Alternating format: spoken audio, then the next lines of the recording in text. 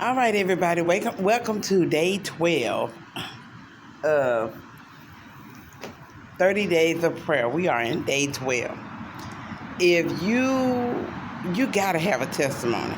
You got to have some type of testimony. There has to be victory in your life somewhere. Something has to have happened. Something has to have changed. Something has to be shaken up. Something has to be stirred up. You cannot tell me that if you've been constantly praying, if you have been in this thing, working this thing out, this 30-day prayer challenge, if you have been working it, you can't tell me there ain't nothing different. Let me tell you. I have been fighting. The enemy trying to tear me down. I have a great relationship. I have one granddaughter. I have two grandsons and one granddaughter. I told y'all I took my daughter to Tampa, Florida for her birthday.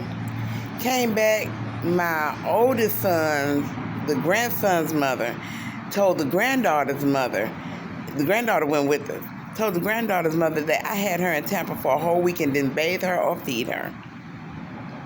Now, anybody who knows me know that I will go without eating and feeding myself or bathing myself before I do that to my grandbaby. And when I told people, they couldn't believe it. They was every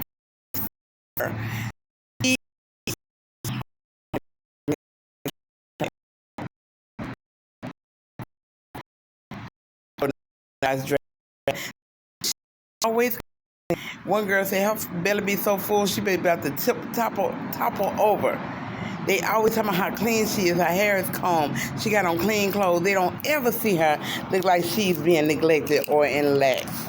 So the young lady has said that she don't want my grandbaby around me until she's able to effectively communicate if somebody is mistreating her. So we're talking about age 4 or 5, where she's not only able to verbalize it, that she's able to understand what she's verbalizing. So it hurt. Sunday I was a mess because it hurt. However, I finally released it, and God is gonna handle it. I'm good. And then I'm going along, and money is needed, and I'm going through this thing, and I'm, still going through this thing with my car. So I went to sleep last night. I told my daughter I'm going to bed. Everybody got picked up. I did all that working yesterday and came home with no money. Because everybody needed something. Everybody needed something. Everybody needed something. And I did all that work and came home with $11. So this morning, I told my daughter I can't get up. She got up, she took her brother to work, and she came back. And so by the time she came back, I had gotten plenty of sleep. I got up, I got in the shower right before she came back, and I had a long talk with God. I had some clarity. Let me tell you something. If you're not getting clarity, and if you can't hear God's voice clearly, and if it seems like your world is shaking up and you're praying, and it seems like God is not saying anything, get you some rest. I promise that was all I needed. And so I woke up and I said, okay, I got to get focused. I got to get it together because I got 2 card notes to pay.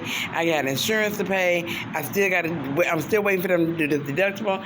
I have this rental, and the 30 days of the rental is coming up, and it's coming up sooner than I thought. I thought I had till Tuesday of next week, but I actually have to return it Friday. And they are just going to get the check for the second claim on Friday, so my car not going to be ready. So I said, okay. And the woman called me. She said, I'm sorry, we can't give you an extension. She said, but you can contact Enterprise, because what they usually do is if your car is not ready, they let you keep it, but they charge you the regular daily rate. I said, okay. I'm still not worried. 30 days of prayer. 30-day prayer challenge. That's what I'm talking, not 30 days of prayer. 30-day prayer challenge. I will not be defeated. We are overcomers by the word of our testimony. And my testimony says that I am financially free. I'm in my own house. I have my 2 vehicles. Everything is paid. My insurance is paid. I'm still working. I'm not without a job. I'm not unable to work because we all know driving Lyft or Uber, you need a car. I'm not unable to work. My business is flowing. My ministry is flowing. Those are my testimony. That's my testimony. And the Bible tells us that we are overcomers by the blood of the Lamb and the word of our testimony. And the whole thing about your testimony is your faith. If you can't see it, if you can't believe it, you can't see it. And if you can't believe it, you can't see it, and you won't ever see it. That's your faith, not anybody else's. It ain't nobody else's faith. If you want to see your family healed, you got to see it.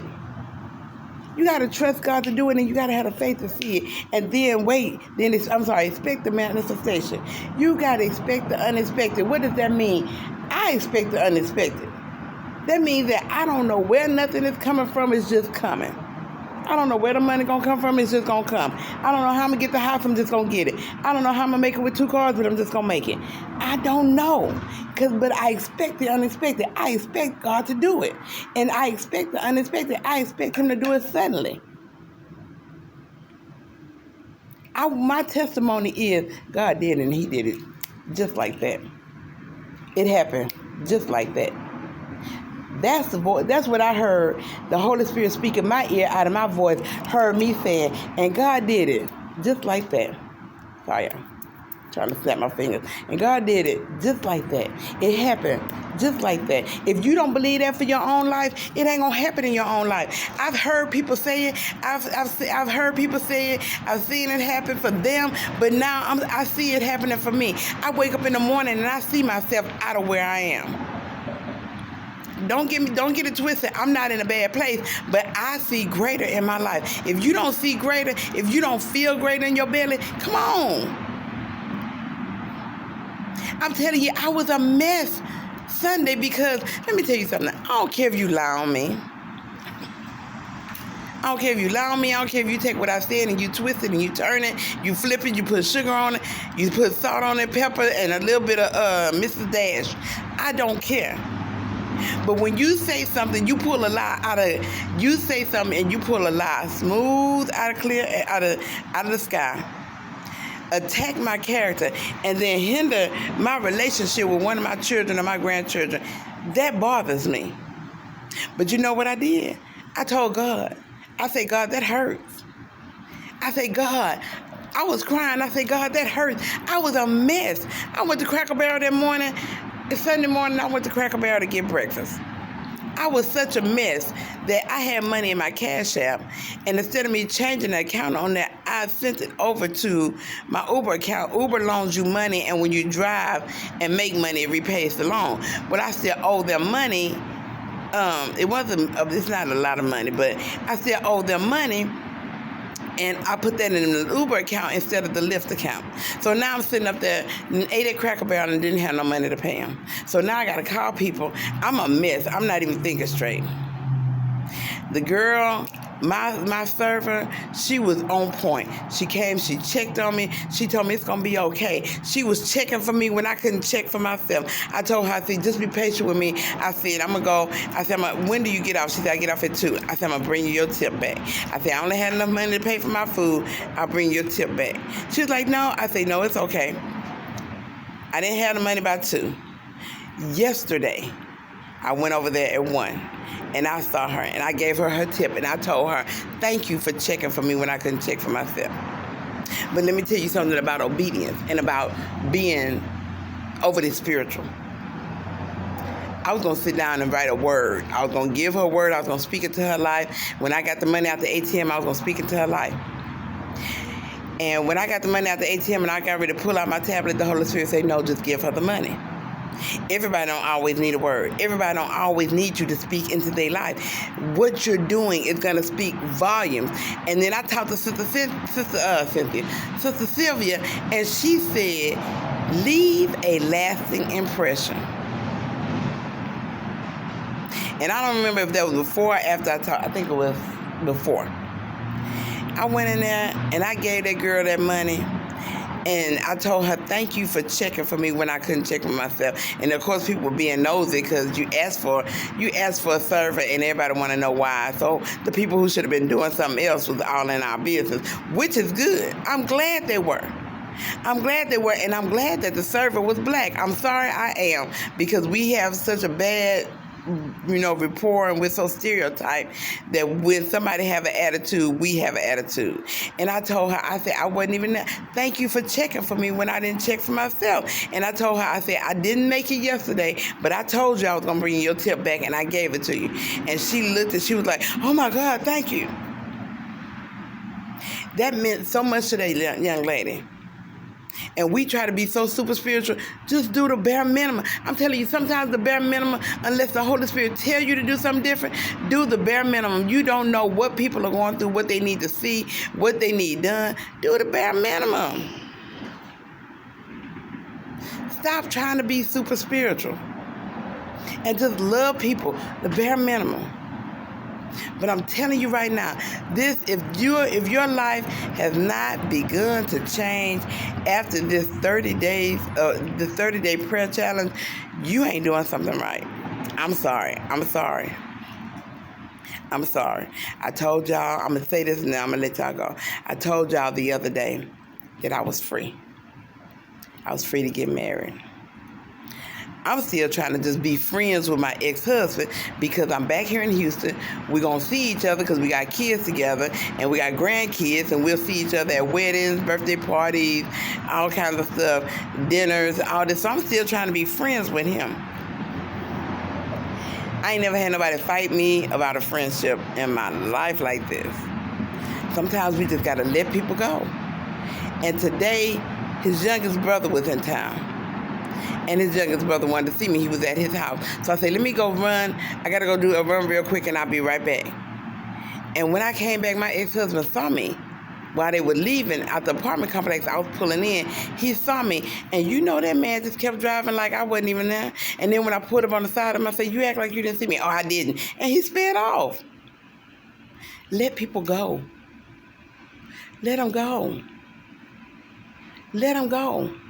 Because, baby, what you let go of is nothing near what's going to come into your life. See, we try to be too much. And I was driving today, and there was an old Arby's they shut down, and somebody took a spray can and sprayed it. John 3:17. Now, we know John 3:16. For God so loved the world, he gave his only begotten son, so for whoever believeth on him should not perish but have everlasting life. John 3:17 says, for God sent not his son to condemn or judge the world, but through his son that the world might be saved. We want the title, we want the notoriety, we want the benefits, but we don't want the responsibility. We want the title that we're saved. We want the notoriety. We want people to know we're saved. We want the benefits. We want to be favored. We want to be blessed. We want to receive love, joy, peace. We want to receive everything from God, but we don't want the responsibility of salvation. We don't want to live saved. You better attach it to this 30 days of prayer, this 30-day prayer challenge. You should be trusting God, having faith, walking in expectation, and living saved. I love y'all so much. I'm telling y'all, it's worth it. It's worth it. And I'm telling y'all all this stuff that's coming against me because I can't wait to tell y'all the glory behind it. I cannot wait. I'm telling y'all the in-between. I'm telling y'all how I cried because I couldn't see my grandbaby because somebody lied on me and I couldn't go confront them. I'm telling y'all that God wouldn't let me do it. I'm telling y'all I'm going to tell you how it was going, how the churches, I'm trusting my friends, and I'm trusting my friends as leaders, and I'm trusting them to build me up, and all they want is what's on the inside of me. And I'm telling you that's hard. I'm telling you I'm frustrated, and I'm yelling and I'm fussing because I'm frustrated. And I got some rest, and I got clarity. And I said, I'm not letting nobody take advantage of me no more. People using my DoorDash, my Uber Eats, my Uber, and well, they can't use my Lyft, but they use my DoorDash, my Uber, and then they treat me any kind of way. They don't say, well, here's $5, here's $10, thank you for letting me use it. They get mad when I'm using it and they can't use it. And I'm shutting down. So I cannot wait. Yeah.